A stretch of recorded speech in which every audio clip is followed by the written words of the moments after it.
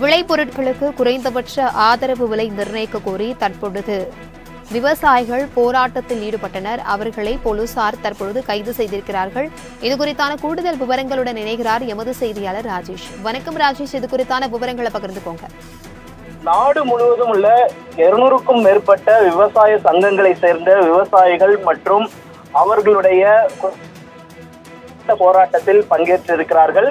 விளைபயிர்களுக்கு குறைந்தபட்ச ஆதார விலை, விவசாயிகளுக்கு காப்பீடு உள்ளிட்ட பல்வேறு கோரிக்கைகளை வலியுறுத்தி தொடர்ந்து போராட்டத்தில் அவர்கள் ஈடுபட்டு வருகிறார்கள். இதனிடையே நேற்று மத்திய அமைச்சர்கள் நடத்திய பேச்சுவார்த்தையில் முடிவு எட்டப்படவில்லை என கூறப்படுகிறது. அதனைத் தொடர்ந்துதான் தற்பொழுது விவசாயிகள் இந்த போராட்டத்தை என்பதை முன்னெடுத்திருக்கிறார்கள்.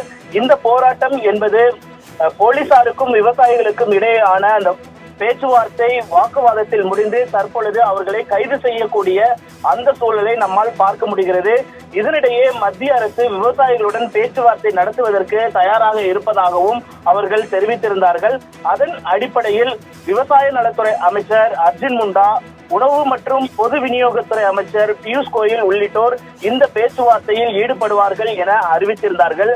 இருந்த போதிலும் பஞ்சாப், ஹரியானா உள்ளிட்ட பல மாநிலங்களை சேர்ந்த விவசாயிகள் தற்பொழுது இந்த போராட்டத்தை முன்னெடுத்திருக்கிறார்கள்.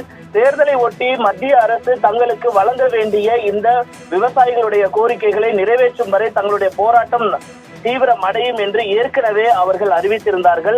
அதன் அடிப்படையில் தான் நேற்று பேச்சுவார்த்தை நடந்தது. அந்த பேச்சுவார்த்தையில் முடிவு எட்டப்படுவதை அடுத்து தற்பொழுது இந்த போராட்டம் என்பது அவர்கள் விவசாயிகள் முன்னெடுத்திருக்கிறார்கள்.